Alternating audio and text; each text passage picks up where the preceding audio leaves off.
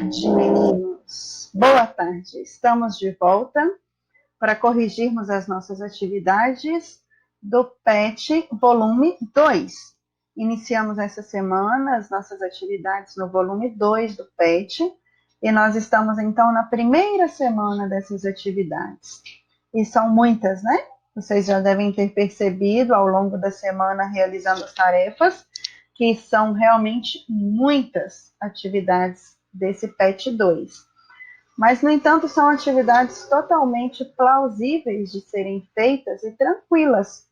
Então, nós vamos começar agora a nossa correção para auxiliar cada um de vocês a terem essas atividades feitas certinhas no caderninho de vocês. Combinado? Então, nós temos aqui agora o nosso PET volume 2, específico do 6º ano. Olha ele aí novamente. Vamos começar, então? Comunicação e linguagens. Essa matéria, essa nossa disciplina, começa lá na página 136 do nosso PET, tá certo? E na primeira semana, nós estamos trabalhando com as informações que os textos nos trazem de maneira explícita e implícita. E aí nós vamos conseguir entender como que nós diferenciamos o que está explícito num texto e o que está implícito. Também nós vamos trabalhar um pouquinho com o uso de metáforas. Nós vamos entender o que é uma metáfora e como que ela vem presente num texto, certo? Então vamos começar aqui com essa primeira atividade. Nos traz 4 imagens, olha. E aí pede para nós observarmos essas imagens e registrar o que nós conseguimos encontrar em cada uma dessas imagens. Então, ok. A primeira imagem nos fala de um coelho. Dá para vocês verem? Um coelhinho, aqui estão os olhos, aqui estão as orelhas dele, ele está deitado na grama.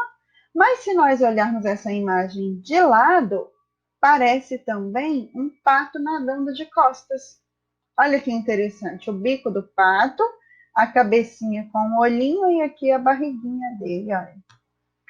A imagem ao lado, o que é que nós conseguimos ver? Aqui do lado de fora é um elefante, né? E aí dentro dele nós vemos um macaco aqui na tromba. Em seguida, nós vemos um cavalo branco. Dentro desse cavalo parece ter um cachorro.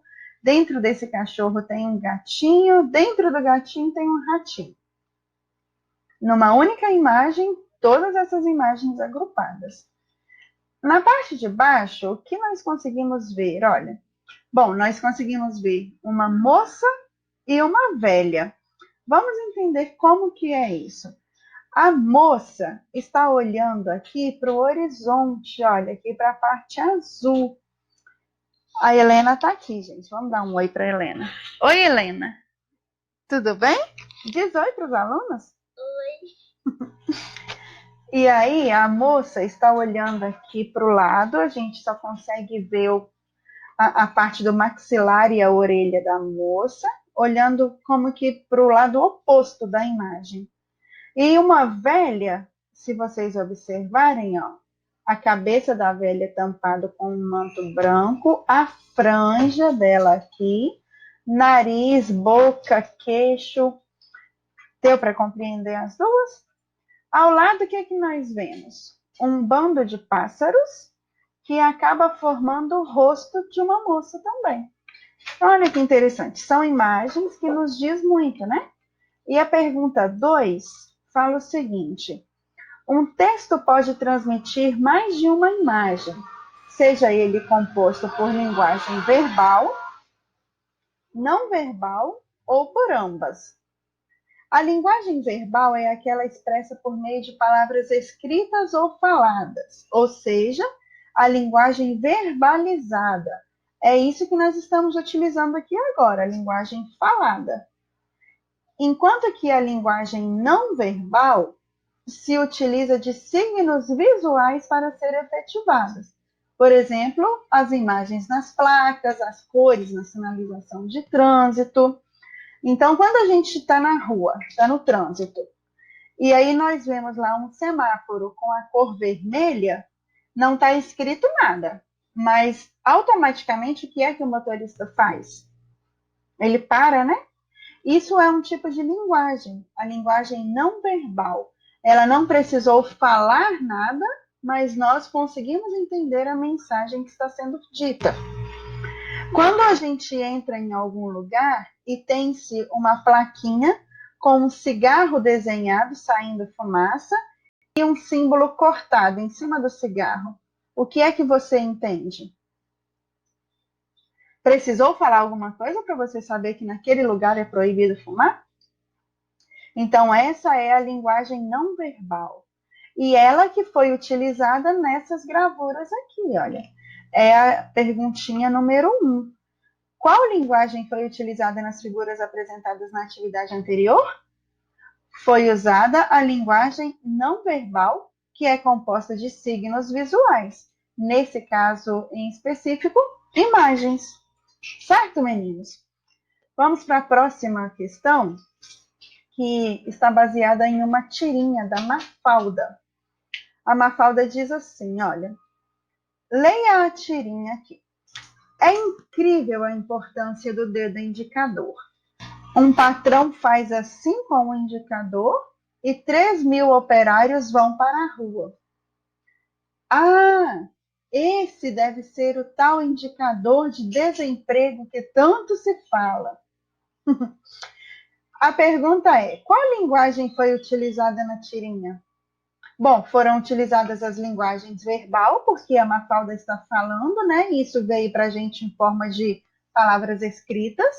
E também foi utilizada a linguagem não verbal, principalmente aqui no terceiro quadrinho. Olha, quando ela estica o indicador, e aí nós precisamos dessa imagem para entender o que a tirinha está dizendo, então aqui usa-se a linguagem não verbal. Então houve uma fusão das linguagens, é o que nós chamamos de linguagem mista, tá certo?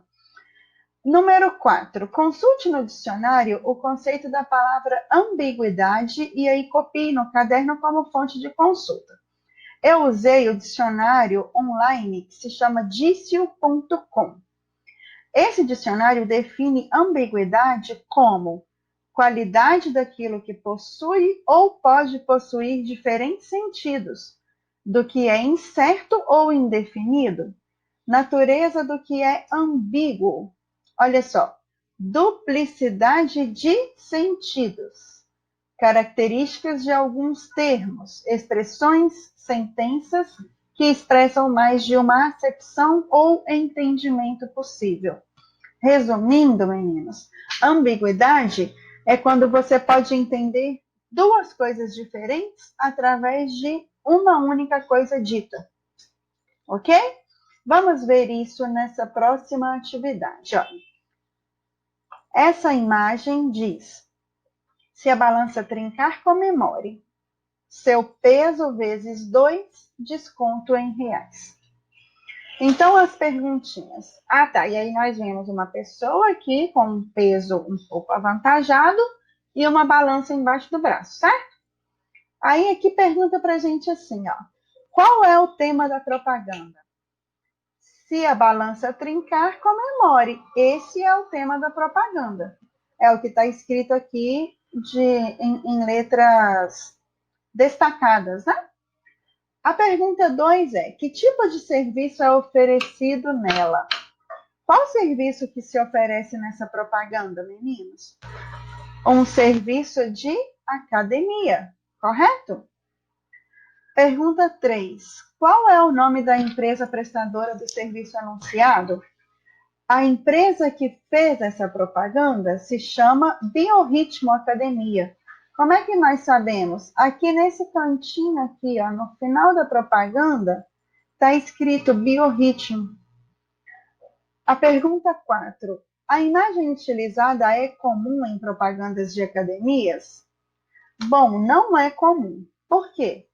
Porque geralmente, quando está se fazendo uma propaganda de academia, as academias usam pessoas bem malhadas, com aqueles corpos totalmente esbeltos, né? Uma pessoa que a gente olha e pensa que o corpo está perfeito. Então, essa imagem, ela não é comum. Ela é justamente o oposto do que as academias geralmente usam. 5. Qual é a relação da balança com o anúncio? Bom, a balança será utilizada para medir o peso da pessoa e, em seguida, oferecer o desconto de acordo com o resultado obtido. Pelo menos é isso que diz aqui, ó. Seu desconto vezes 2, seu peso vezes 2, desconto em reais. Então, se a pessoa pesar 100, eles vão multiplicar por 2, 200, e vai dar para a pessoa R$ 200 de desconto na academia. Por isso que a balança está aí, para que possa ser medido o peso da pessoa, certo? Qual o sentido da palavra trincar no texto? Aqui, ó, se a balança trincar, comemore. É o sentido de quebrar a balança, de que quanto mais peso a pessoa tiver, melhor seria para a pessoa. Número 7. Por que a pessoa deve comemorar se conseguir trincar a balança? Já mais ou menos respondemos que é porque ela vai conseguir descontos em dobro na mensalidade da academia. Ok? Agora nós temos um texto que faz referência a esse anúncio que nós vimos, essa imagem. E aí esse texto nos diz assim: ela pode ser redonda, quadrada, digital ou até mesmo analógica, mas de fato não é muito adorada pelas pessoas. A relação com a balança é ambígua, mas isso pode mudar. Para incentivar as pessoas a perderem os quilinhos extras, a Biorritmo Academia acaba de lançar mais uma promoção de peso, ou melhor, que transformará a massa corporal em desconto no ato da matrícula ou rematrícula do plano anual integral ou parcial. Trata-se da campanha Se a Balança Trincar, Comemore. A peça, que se diferencia das demais feitas pelo mercado fitness, que sempre aborda o corpo sarado, já pode ser vista nas revistas Vejas e no portal UOL. Em breve, as rádios Band News, Sul América Trânsito, Metropolitana e 89 FM receberão spots de 30 segundos. Os interessados têm até o dia 31 de dezembro para passar em uma das unidades participantes e conferir até onde vai o ponteiro. O índice apontado será multiplicado por 2 e convertido em reais, sendo o limite do peso de 150 quilos. Por fim, o valor obtido corresponderá ao crédito concedido e debitado somente na primeira parcela da mensalidade do plano escolhido. Pessoas com obesidade ou patologias não serão contempladas, e menores de 18 anos deverão ser acompanhados dos respectivos pais no ato da matrícula e na concessão da dedução. A principal intenção é desarticular a ideia. Desculpa, gente, eu me perdi. Vamos lá. Desarticular a ideia de que o peso é algo totalmente negativo. Neste caso, ele ainda pode ser muito útil e ainda assim servir de estímulo para entrar em forma, afirma Edgar Corona, CEO da Biorritmo. A promoção é válida para as 11 unidades de rua da sede em São Paulo. Paulista, Santo Amaro, Centro, Estúdio, Morumbi, Continental Shopping, Shopping Interlagos, Shopping Oeste Plaza, Shopping Tamboré, Shopping Palio Higienópolis, Campo Belo e Cerro Corá, bem como as franqueadas Belém e Santo André. Texto grande, né? Informativo, referente a essa propaganda que a academia lançou. Então, é uma franquia de academias onde há várias unidades espalhadas, né? Então, vamos lá. Responda. Qual a ambiguidade presente na propaganda? Bom, a ambiguidade, meninos, é o fato de comemorar caso a balança trinque, pois isso significaria que o peso da pessoa está muito elevado, o que geralmente não é motivo de comemoração.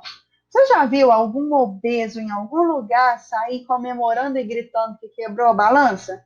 Não, né? Isso não é motivo para comemoração. No geral, não é. Mas nesse caso da academia, eles te mandam comemorar porque você ganharia um suposto desconto caso se matriculasse na academia durante o período da promoção. Aí a próxima pergunta é: ela constitui um erro ou é proposital? Bom, nesse caso é proposital, porque contribui com o objetivo da propaganda. Qual é a mensagem transmitida e com qual objetivo? A mensagem de que estar com peso alto é bom, pois a pessoa vai conseguir descontos na academia. A que público a propaganda se destina? Se destina às pessoas que desejam perder peso, que desejam se matricular na academia, né? Na sua opinião, ela é eficaz? E justifique. Bom, parece ser uma propaganda eficaz porque vai estimular a pessoa a procurar a academia, porque ela vai obter descontos para iniciar suas atividades físicas. Então, isso gera um estímulo na pessoa e vai fazer com que a academia venha a ter mais clientes, mais pessoas vão se cadastrar para serem clientes dessa academia.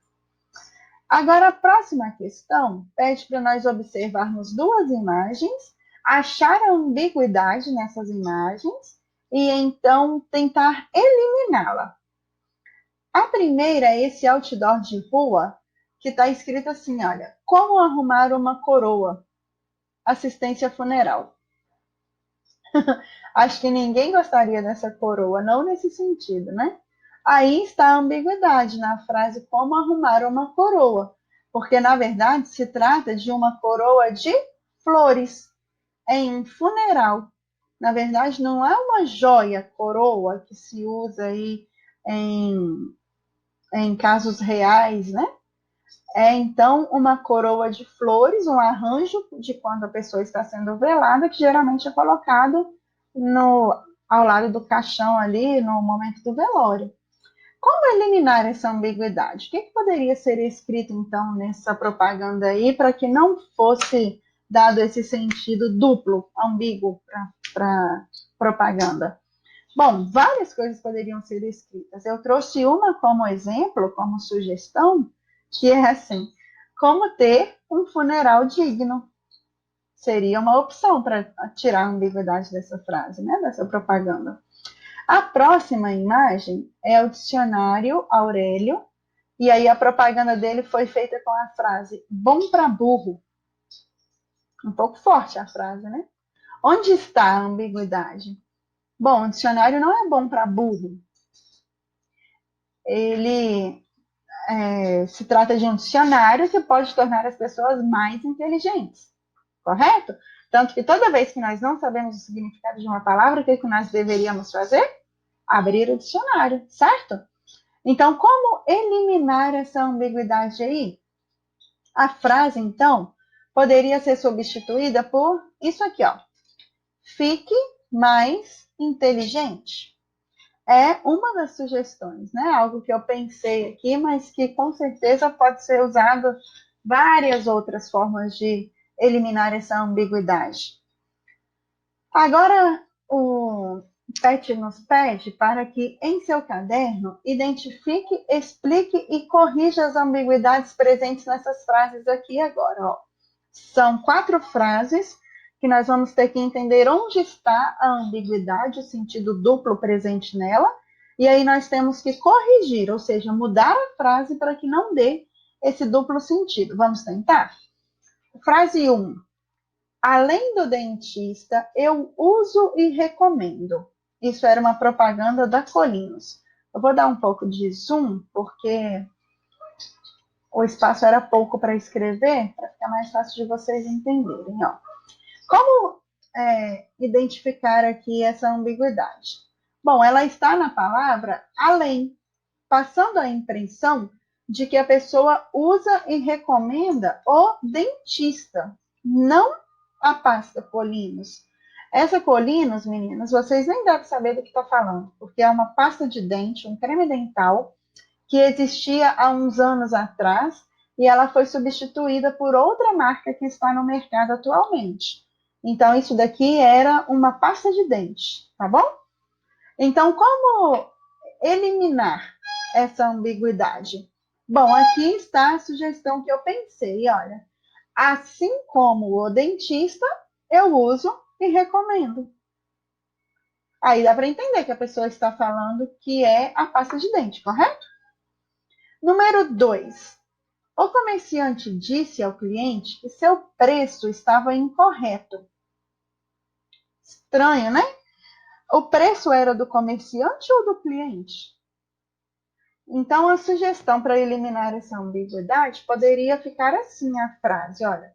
O comerciante disse ao cliente que o preço do produto estava incorreto. Pronto. Agora a gente consegue entender. Número 3. João pediu a seu pai para preencher a ficha. Bom, quem vai preencher essa ficha? É o João ou é o pai dele? Essa é a ambiguidade. Como que nós poderíamos fazer para eliminar isso da frase? O primeiro passo seria entender quem vai preencher.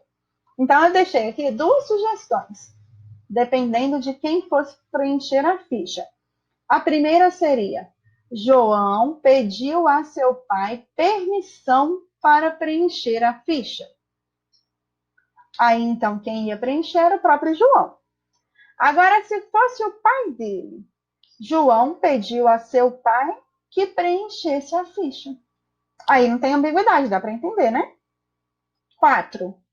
Testemunhas viram o criminoso passar pela janela. Bom, a ambiguidade nessa frase está na forma como o criminoso fugiu. Então, uma forma de eliminar seria assim: viram o criminoso fugir pulando a janela. Testemunhas viram o criminoso fugir pulando a janela. Aí também dá para entender. Agora, olha que interessante. As atividades pedem para que nós procurássemos em jornais ou revistas duas frases que contêm ambiguidade e deixe registrado aqui no caderno. Bom, eu elaborei uma e procurei outra, pesquisei por outra. Essa daqui foi a que eu pesquisei, ó. Ser humano não é fácil. Bom, cadê a ambiguidade? Pode ser que a frase estivesse dizendo que ser um humano não é fácil, ou que o ser humano não é fácil. Então, a sugestão: ser um humano não é fácil. Aí dá para entender que nós estamos falando de que ser uma pessoa, ser um humano, não é fácil. A próxima frase é proibido entrar na loja de bonés. Mas como assim? É proibido entrar na loja usando um boné na cabeça? Ou é proibido entrar na loja de bonés, aquela loja que venda bonés? Então, para eliminar a ambiguidade, nós poderíamos dizer assim: é proibido entrar na loja usando bonés. Certo? Agora, o número 3 pede para nós lermos o que é uma metáfora. Meninos, nós vamos agora começar a falar de coisas que não são concretas, são conceitos abstratos. E aí, metáfora está descrita nesses próximos 2 parágrafos e nós vamos tentar entendê-la agora. Olha só. Conceito de metáfora. A metáfora é uma figura de linguagem que consiste na alteração do sentido de uma palavra ou expressão pelo acréscimo de um segundo significado, quando entre o sentido de base e o acrescentado há uma relação de semelhança, de intersecção, isto é, quando apresentam traços semânticos comuns. Conceito tradicional e essencial para a compreensão do processo de significação da linguagem humana, a metáfora pode ser definida como, olhem só, uma transferência de significado que tem como base uma analogia. Analogia, de certa forma, é comparação. Dois conceitos são relacionados por apresentarem na concepção do falante algum ponto em comum.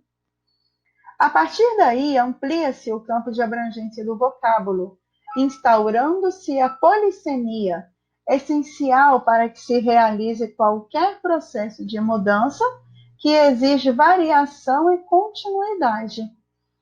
Exemplo de metáfora textual. Nós vamos ler agora, então, um poema de José Paulo Paes, que se chama Inutilidades. Eu vou interromper o vídeo um segundo para mostrar para vocês que eu acabei de ganhar um bichinho aqui. Ó. Eu nem sei o que é ainda. O que é, Helena? É um dinossauro, gente. Olha isso. Um dinossauro feito de Legos. Vocês não fazem ideia de quantas vezes ela já me chamou enquanto a gente está conversando nesse vídeo aqui. Parabéns, Helena. Ficou lindo. Então vamos ler o poema de José Paulo Paes. Ninguém coça as costas da cadeira. Ninguém chupa a manga da camisa? O piano jamais abana a cauda? Tem asa, porém não voa a xícara. De que serve o pé da mesa se não anda? E a boca da calça se não fala nunca? Nem sempre o botão está em sua casa. O dente de alho não morde coisa alguma. Ah, se trotassem os cavalos do motor. Ah, se fosse de circo o macaco do carro. Então a menina dos olhos comeria até bolo esportivo e bala de revólver. Olha só, hein? Após a leitura, resolva as seguintes questões em seu caderno. Retire do poema de José Paulo Paes todos os exemplos de metáfora. Então, aqui nós temos agora exemplos reais do que são metáforas, certo? São expressões que podem, de certa forma, comparar uma coisa a outra e que dá um sentido disso mesmo. Você fala uma coisa que te faz lembrar outra. Então, vamos tirar todos os exemplos? Bom, ele falou, olha, costas da cadeira. Cadeira não tem costas, é aquela parte onde nós encostamos as costas, né? Então, são as costas da cadeira. A manga da camisa, essa parte aqui que tampa um pedaço do braço ou o braço por inteiro. A cauda do piano, a asa da xícara, o pé da mesa, a boca da calça, a casa do botão, o dente do alho, os cavalos do motor, o macaco do carro, a menina dos olhos, o bolo esportivo e a bala do revólver. Tudo isso são exemplos de metáfora que já vamos entrar na segunda questão para eu explicar o final aqui para vocês. Ó. Conceitue na linguagem denotativa, sem sentido figurado, cada caso da metáfora vista no texto. Vamos entender uma coisa nesse momento aqui, meninos, que é fundamental para vocês. Existe uma outra figura de linguagem que é parte da metáfora, é como se a metáfora se subdividisse, e ela se chama catacrese. Que nome, né? Catacrese, aqui, ó. Olha ela aqui, ó. Vou até colocar em destaque para vocês, ó. O que é catacrese? Catacrese ocorre quando a expressão perde força de comparação. E aí ela se torna, então, a expressão que é usada sempre para se referir ao objeto. Não tem outro nome para aquilo. Não há outra expressão para se utilizar. Ela é um tipo de metáfora, mas ela já virou um uso tão comum que ela já não está mais comparando uma coisa com a outra. Ela é o nome daquilo, virou isso, pronto.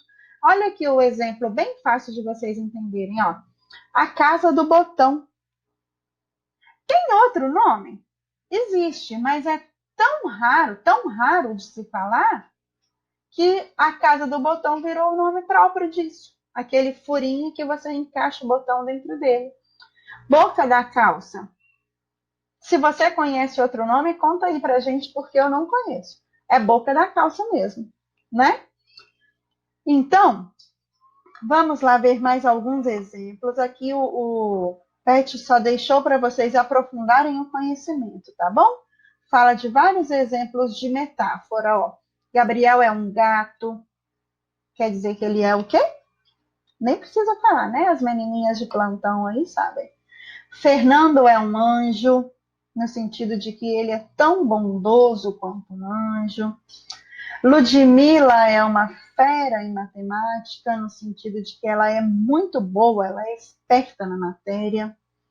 Seus olhos são duas jabuticabas, no sentido de que os olhos da pessoa são pretinhos e arredondados, que lembra uma fruta jabuticaba, certo?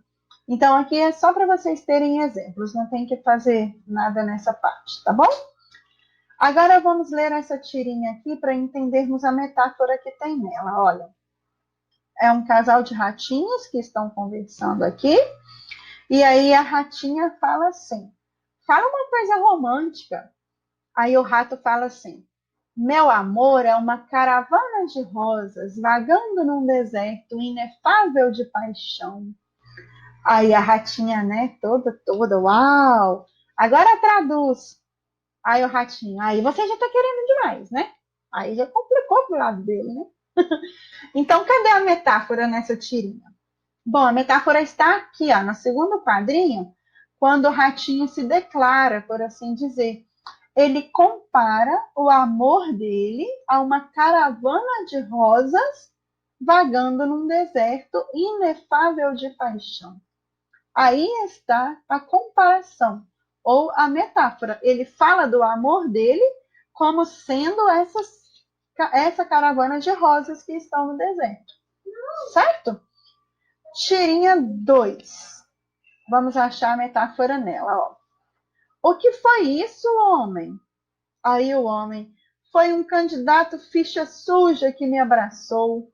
E olha como que o homem está imundo, olha. Cadê a metáfora? Bom, a metáfora está aqui disfarçada de uma crítica, né? Está na fala do homem, quando ele diz que um candidato com ficha suja. O que ele quis dizer com isso? São aqueles candidatos a políticos, a cargos públicos políticos, que no passado esteve envolvido em algum ato desonesto. E aí a ficha da pessoa fica como que suja, por assim dizer, manchada. Ele não tem um passado limpo de atitudes honestas. Então, ele quis dizer nesse momento que um político, um candidato, aliás, desculpa, um candidato que tem uma ficha suja, que já cometeu algo desonesto no passado, o abraçou e acabou como que sujando toda a roupa dele. Agora, a tirinha 3 é uma panela de pressão, olha, que compara-se a uma cela de prisão. E olha como que essas pessoas estão apinhadas aqui dentro, né? Olha a válvula da panela de pressão aqui em cima. O que vai acontecer com essa panela daqui a pouco? E aí tem escrito Sistema Penitenciário Brasileiro. Cadê a metáfora?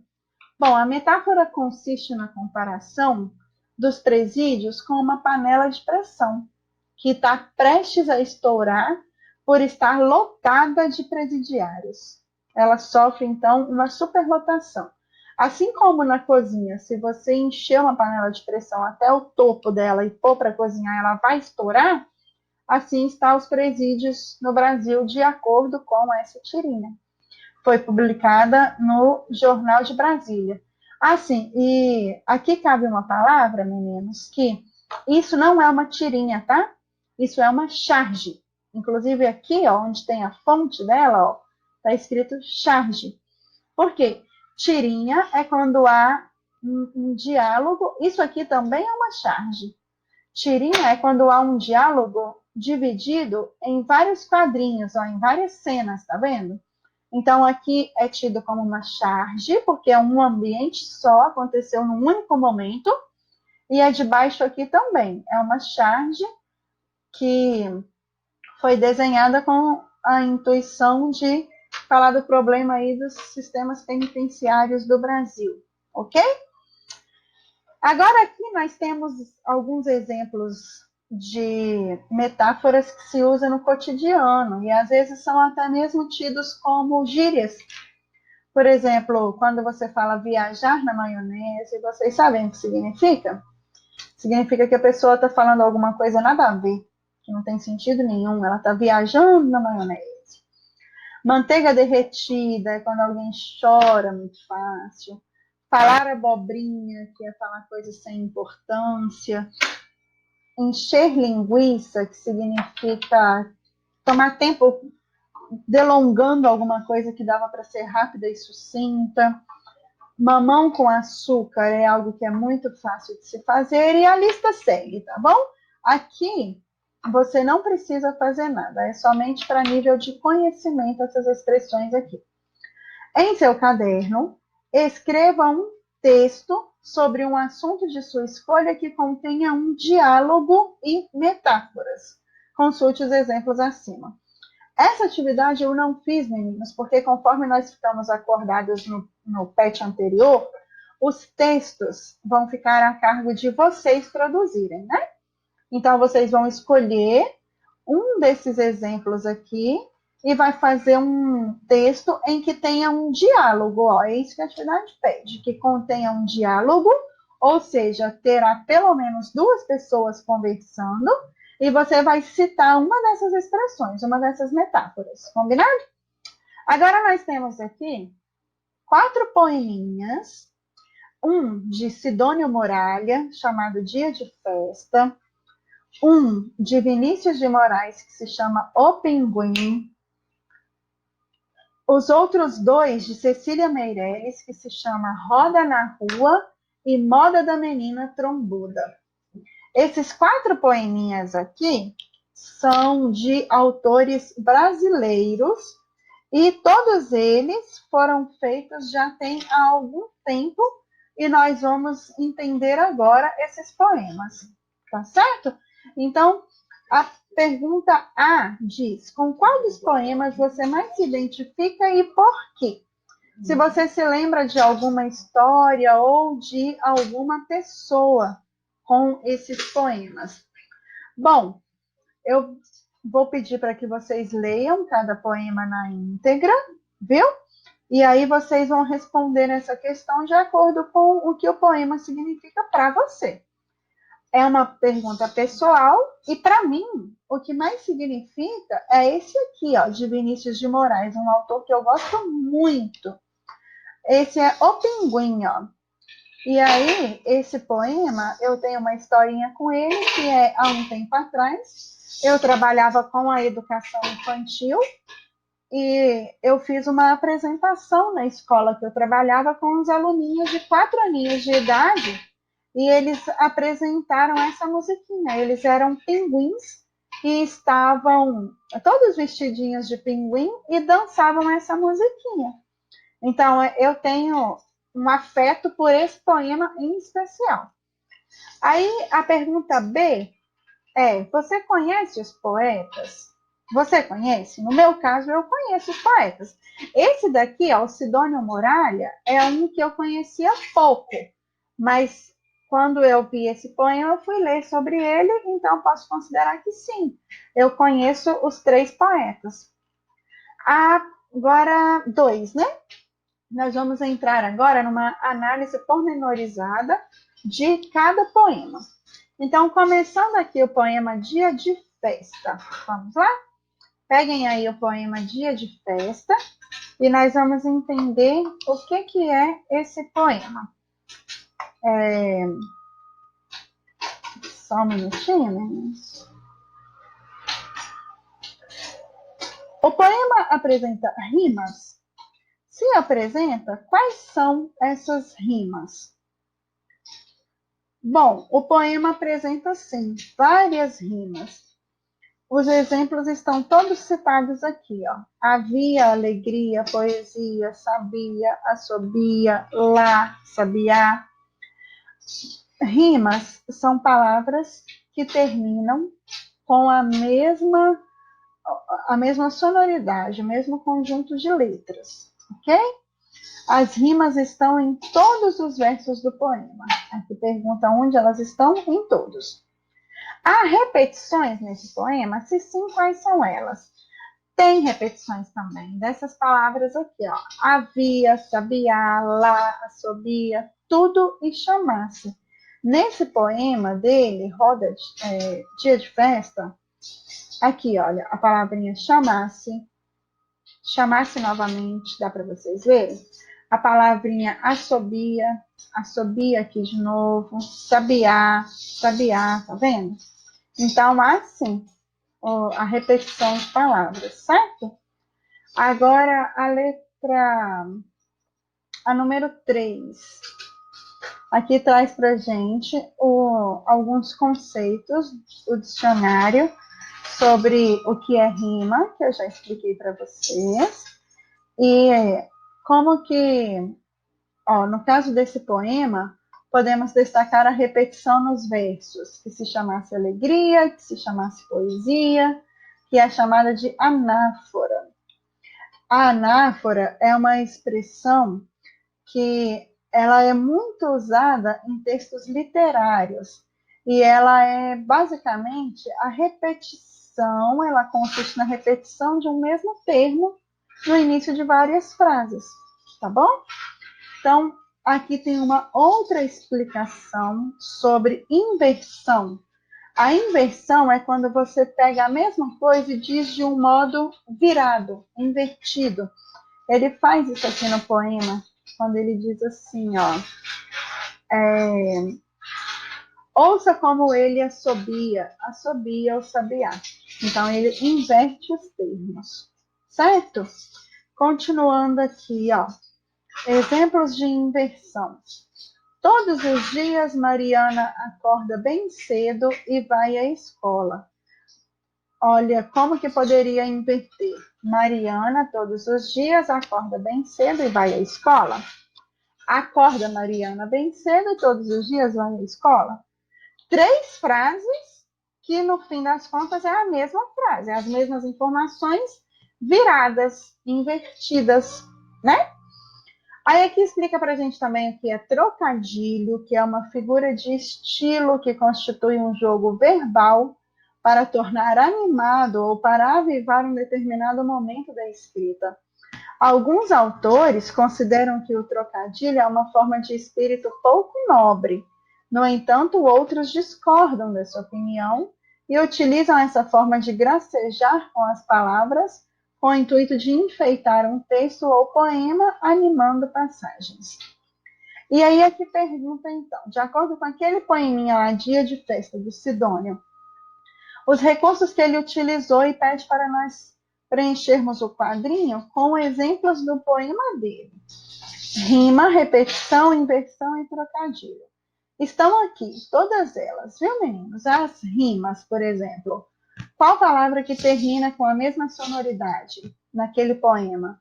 Lá cita havia, alegria, poesia, sabia, assobia. Aí cita lá e sabiá. Não rimam essas palavrinhas? Outro exemplo que pede aqui é a inversão. Quando é que ele inverte? Quando ele fala assim, e tudo que lá havia e tudo que havia lá. Ele falou a mesma coisa com as palavras viradas, ok? Aí tem a repetição e o trocadilho, que está muito fácil, vocês vão conseguir fazer tranquilamente. A 5 pergunta assim, qual impressão ele quis causar quando usou esses recursos? Bom, o poeta queria dar sonoridade, um efeito de humor também para o seu poema, certo? Agora começando a análise do Pinguim, o poema Pinguim do Vinícius de Moraes. O poema apresenta rimas? Apresenta. Quais são elas? Identifique-as e cite os versos onde elas estão. Bom, as rimas que ele tem é pinguim, assim e mim, que aparecem nesses versos aqui, 1, 2 e 6. Apressado, malvado e assustado, que aparece nos versos 3, 4 e 5. Ok? Aí agora começa aqui a análise do poema Roda de Rua, mas daqui a pouco vai voltar, se eu não me engano, no pinguim. Volta no pinguim. O Pet parece que no momento de juntar essas informações, eles mesclaram uma com a outra, e aí a gente vai passar para um poema, voltar em outro poema e assim vai. Mas dá para entender. Vamos com calma que nós entenderemos, tá bom? Pede para analisarmos agora o poema Roda de Rua, da Cecília Meirelles. Aí a pergunta A. Cecília Meirelles utiliza a repetição do fonema R ver abaixo sobre o recurso da literação, esse quadrinho rosa aqui, ó, com um determinado propósito. Qual é o propósito, então, da Cecília Meirelles, a autora desse poema, quando ela fala várias palavras com a letrinha R, o fonema R? Bom, o propósito dela é criar um poema harmonioso. Um poema que toda hora que você vai falar, você faz o mesmo sonzinho do R. Como que raspando a garganta, né? Por assim dizer. A letra B pergunta assim: quais tipos de rodas a poetisa compara? E qual a intenção dela ao fazer essa comparação? Bom, Cecília Meirelles compara a roda de um carro, a roda de crianças brincando, uma roda de dança na rua. Ela usa essas comparações para mostrar que tudo é uma roda, no sentido de que tudo pode mudar, de que tudo pode rodar, tudo pode acontecer de formas dinâmicas. E aí, aqui cita essa questão da aliteração. A aliteração é uma sequência de fonemas consonantais idênticos, os fonemas congêneres, dentro da mesma unidade métrica. Isso serve para ser feito, para gerar o efeito de harmonia, de onomatopeia. Onomatopeia é quando você você escreve um som, por assim dizer. Por exemplo, o barulho de uma abelha é um barulho, mas a gente consegue escrever com zzz. Então, isso é onomatopeia. A aliteração é o que causa as onomatopeias. Quando a Cecília Meirelles faz várias vezes o som do R no poema dela, ela está como que usando, então, a aliteração. Aí a letra A fala assim: no poema Moda da Menina Trombuda, já mudamos o poema. Qual recurso foi utilizado? Bom, foi utilizado isso aqui que nós acabamos de falar. A aliteração da letra M. A rima, foi usada a repetição. Nesse poeminha aqui, olha, meninos. Aqui, ó. Moda de Menina Trombuda, da Cecília Meirelles. É o último poeminha, tá bom? Ela usa várias vezes a letra M, ó. Moda, menina, muda, trombuda, menina, mimada, amada. Então, ela usa muito a letrinha M nisso daqui. É a aliteração. Voltando aqui. Nesse poema, há alguma comparação? Se há, qual é a comparação? Há sim uma comparação até um pouco sutil, que é quando a Cecília Meirelles compara o comportamento dessa menina, dessa personagem, com uma moda que ela segue, que ela se veste dessa forma, né? Em um determinado momento, ela muda esse comportamento, então ela muda a moda que ela usa. Agora, foi o que eu comentei com vocês, o Pet volta no poema de Vinícius de Moraes, e aí ele pergunta assim: no poema de Vinícius há um diálogo, quais são os participantes?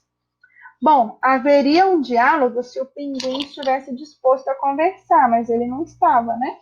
Então há, na verdade, uma fala do interlocutor com o pinguim. Todas as vezes é o interlocutor, o personagem principal, que está falando com o pinguim. O pinguim não chega a responder, não, tá certo? Ainda sobre o poema do pinguim, vamos marcar aqui qual que é a resposta correta. Apenas o menino se expressa falando, o pinguim nada responde, ele tem muita pressa e não sabemos o porquê? Não, na verdade não. O pinguim, ele realmente não responde, mas a gente sabe por que o pinguim está com pressa.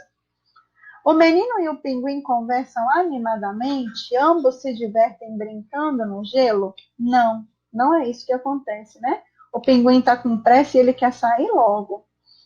O pinguim ouve o garoto, mas nada responde. Ele tem pressa porque o garoto tem ideias estranhas. Achamos a resposta. O menino fala com o pinguim que só queria dar um tapinha no chapéu do pinguim E aí, no desenrolar do poema, ele é, inclusive, maior do que o Pet colocou aí pra gente. O pinguim vai, o menino, perdão, vai falando várias coisas que gostaria de fazer brincando com o pinguim, e aí ele fica com medo por causa disso. Então, ele está tentando fugir do menino, é isso. A pergunta 3 nos diz: explique claramente por que o pinguim do poema de Vinícius de Moraes está tão apressado. Já respondemos isso na questão anterior, né? Ele tem pressa porque o menino deseja brincar com ele de formas que não seriam muito agradáveis ao pinguim. Ele tem um certo medo do menino. Essa é a realidade. 4. Podemos perceber o andar curto e apressado do pinguim como? Dessas 3 opções, só que encaixa pelos versos curtos apenas. Ok? 5. Qual é a intenção de Cecília Meirelles ao repetir o som R no poema Roda de Rua? Essa pergunta já foi feita lá em cima e nós entendemos que é criar harmonia no poema dela e imitar o som do carro na rua, que ela está falando que é um carro que passa ali na rua com suas rodas a rodar, certo? Que comparação existe neste poema? A comparação de vários tipos de rodas diferentes. A roda do carro, a roda da esquina, a roda das crianças brincando, uma roda de dança. Na pergunta 8 agora. Moda da Menina Trombuda é um poema que nos faz pensar em 2 momentos diferentes de uma menina. Quais são esses momentos? Bom, são os momentos de mudança no comportamento dessa menina. No início do poema, ela é uma menina mimada, cheia de manhas, e quando ela resolve mudar de comportamento, ela deixa de ser trombuda e passa a ser meiga e amada. Ok, meninos? Bom, conforme nós dissemos no início, essas atividades vieram realmente extensas, mas são atividades prazerosas e fáceis de serem feitas e de serem entendidas. Eu fiz o vídeo para vocês, para que vocês tenham mais facilidade na resolução dessas questões. E aqui nós encerramos esse vídeo dizendo que não acumulem atividades, não deixem para fazer depois, porque é isso que gera toda a dificuldade. Façam no decorrer da semana, são várias disciplinas, mas se você for disciplinado e tiver momentos específicos para estudar, não vai ficar tão difícil assim, ok? Nós encerramos aqui agora o vídeo da primeira semana do PET 2 e logo, logo nós nos veremos na correção das próximas atividades aí. Um abraço para vocês, fiquem com Deus, cuidem de vocês e da família de vocês também, tá bom? Até mais, um beijo!